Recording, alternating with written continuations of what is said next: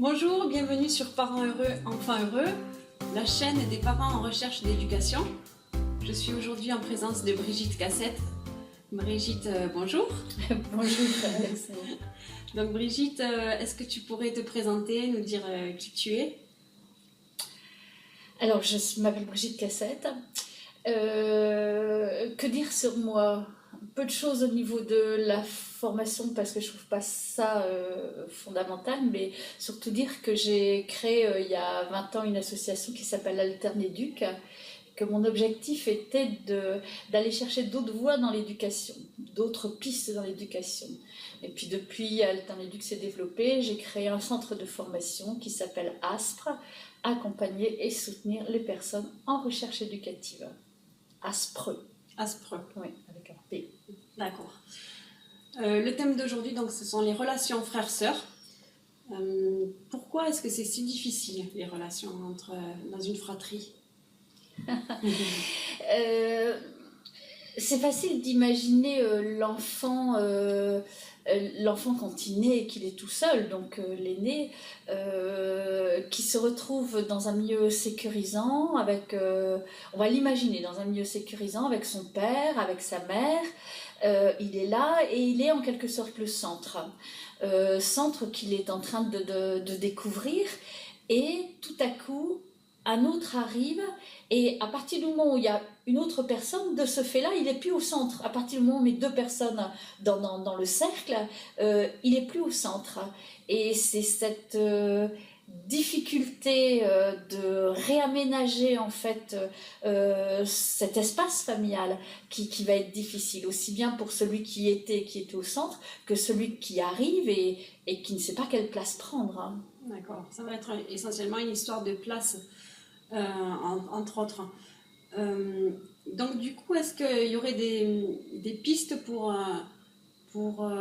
aider, enfin, pour accompagner la naissance d'un enfant, la naissance d'un frère ou d'une sœur qui arrive? Est-ce qu'il y a on aurait des pistes de choses qu'on pourrait faire pour anticiper peut-être cette perturbation qui va, si on peut dire ça comme ça, cette perturbation qui va arriver dans la vie de l'aîné? Oui, parce que pour l'enfant, c'est vraiment une perturbation, quoi. Hein, c'est clair. Alors, je pense que c'est important. Je veux pas être dans le conseil. Je veux être plus dans le processus. Expliquer en fait ce qui se passe. Si on comprend ce qui se passe, ça va nous permettre de voir nous-mêmes qu'est-ce qu'on fait. Et ce qui se passe, pour moi, pour expliquer ce qui se passe, je me base vraiment sur les besoins de l'enfant, le besoin de sécurité, le besoin de trouver une place, le besoin de reconnaissance et le besoin d'affection et d'amour. À partir de là,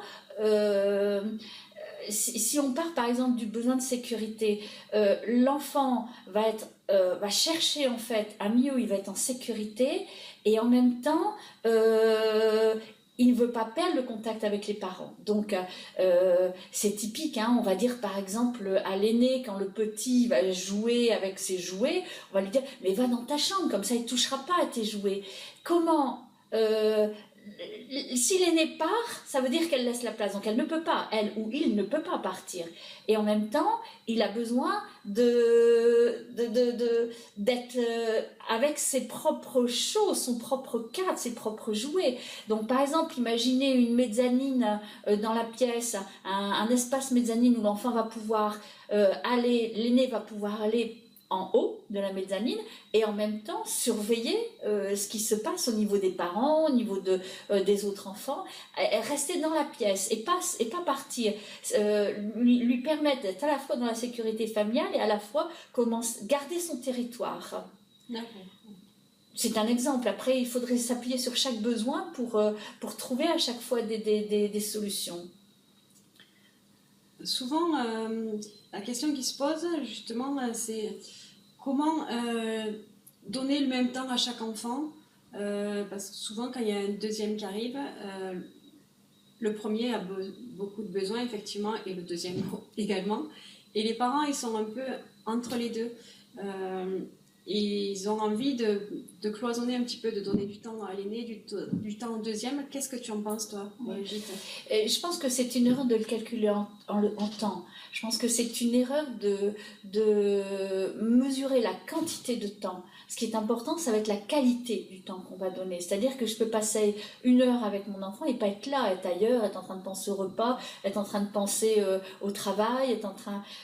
c'est pas le temps. C'est-à-dire que si j'arrive à donner 5 minutes de qualité, pour moi, la qualité, c'est à la fois le partage de ce qui est en train de vivre, mais à la fois aussi l'écoute de ce qu'est en train de vivre l'enfant. Si j'arrive à donner 5 minutes de qualité, ça peut avoir autant de valeur qu'1 heure. Et donc, actuellement, les parents courent après le temps. Hein, il y a tout un stress au niveau du temps et me disent, mais c'est pas possible d'être avec tous les enfants. Oui, mais c'est parce que on le mesure en temps, il faut le mesurer en qualité.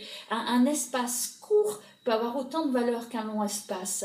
C'est ce qu'on va mettre dedans, c'est l'intensité, c'est réussir à être entier dans cet espace, pas seulement en train de jouer sans être là ou en train d'écouter tout en se disant qu'est-ce que je fais après, être en totalité là, c'est ça qui va faire la qualité en fait.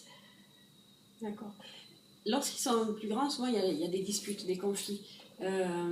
Comment intervenir, comment gérer une dispute, typiquement, je sais pas, le même jouet que chaque enfant se dispute. Est-ce qu'il y a une méthode?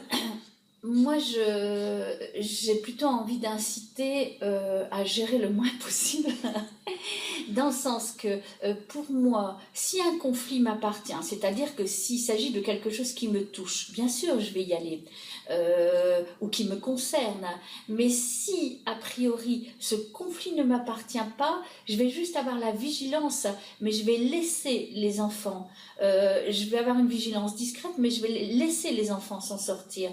Pourquoi? Parce que le conflit s'envenime souvent parce que finalement le parent va aller sauver l'enfant qui est victime ou l'enfant qui semble le plus petit ou le plus faible. Le parent se précipite en sauveur et donc automatiquement dans le groupe d'enfants, il y en a qui vont se positionner en victime en criant au secours, au secours, et il y en a qui vont donc se placer dans la position de bourreau. Et de ce fait-là, on ne résout pas, on ne fait qu'envenimer, on ne fait que renforcer les rôles. Alors que si on est juste dans la vigilance mais qu'on les laisse trouver leur propre méthode, il y aura beaucoup moins d'enjeux puisque le parent n'est plus là. Donc il n'y a plus l'enjeu de la reconnaissance du parent, de l'amour du parent, d'exister aux yeux du parent en étant victime. Toutes ces questions-là, elles s'enlèvent. Et souvent les parents reconnaissent que quand ils arrêtent de vouloir gérer tous les conflits, ça ne veut pas dire qu'il ne faut pas les gérer du tout et en gérer aucun, mais quand ils arrêtent de vouloir gérer tous les conflits, souvent c'est beaucoup moins difficile au niveau de la relation entre enfants. Merci Brigitte pour ce partage. Si vous voulez voir l'association de Brigitte Aspre, je mettrai un lien sur mon blog Parents heureux, enfants heureux. Merci. À la fin de la vidéo. Et merci à tout le monde et n'hésitez pas, si vous souhaitez voir d'autres publications, à vous inscrire sur ma newsletter. À très bientôt. Merci. Merci.